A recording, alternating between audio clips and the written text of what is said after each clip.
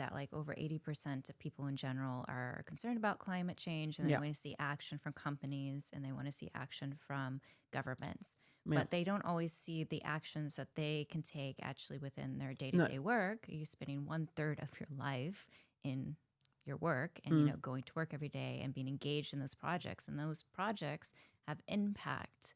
So I think that's really interesting how you've seen in your career also this transition.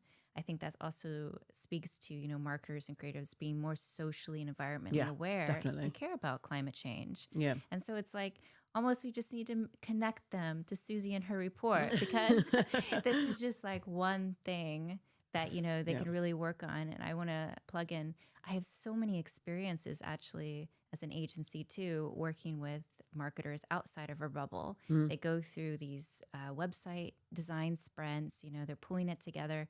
So many in the last 5 years. And I always bring up sustainable web and building a sustainable website and why that's important. And, you know, it's always a little bit more expensive. So I think that's maybe something that, you know, we need to have that kind of value conversation. Yeah. But I have a hard time pulling them in that direction. And I'm not sure what it is. I think it comes down to trust, reputation. They want to go with somebody they know. Of course, the cost is there. Yeah. But I hope this narrative starts changing, because I really think, you know, marketers, we spend so much time on the website. This is like one of our most important assets in our entire marketing suite.